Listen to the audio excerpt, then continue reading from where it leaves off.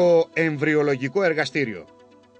Το εμβριολογικό εργαστήριο παίζει καθοριστικό ρόλο στην επιτυχία κάθε κύκλου εξωσωματικής.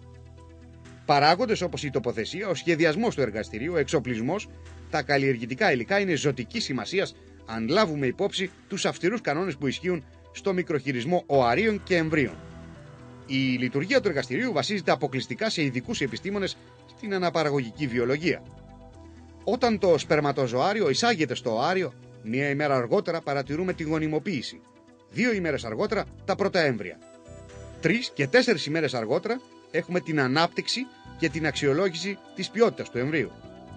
Περαιτέρω διεργασίες που αφορούν τα έμβρια είναι υποβοηθούμενη εκόλαψη, αφαίρεση θραυσμάτων και κρυοσυντήρηση. Τα οάρια εντοπίζονται από τους εμβριολόγους, μεταφέρονται στο εργαστήριο σε συνθήκες ασυψίας και με τη βοήθεια μικροσκοπίου καθαρίζονται και διαχωρίζονται ανάλογα με το στάδιο ρήμανσης.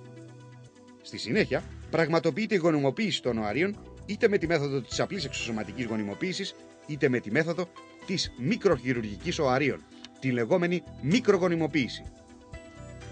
16 με 18 ώρες αργότερα ελέγχεται η γονιμοποίηση.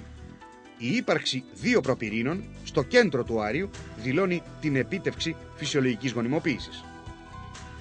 2 ημέρες αργότερα τα έμβρια έχουν διαιρεθεί και βρίσκονται στο στάδιο 2, 3, 4 ή 5 κυτάρων. Την τρίτη ημέρα τα φυσιολογικά έμβρια πρέπει να έχουν διπλασιάσει τον κυταρικό τους αριθμό. Τα έμβρια χαρακτηρίζονται από την παρουσία φραγμάτων στο κυταρόπλασμα που προκύπτουν κατά την κυταρική διαίρεση και αναστέλουν τη μεταφορά πληροφοριών από το ένα κύτταρο στο άλλο. Έμβριο καλής ποιότητας χαρακτηρίζεται εκείνο που τη δεύτερη μέρα είναι στο στάδιο των 4 κυτάρων και το ποσοστό θραυσμάτων δεν ξεπερνά το 10 με 15%.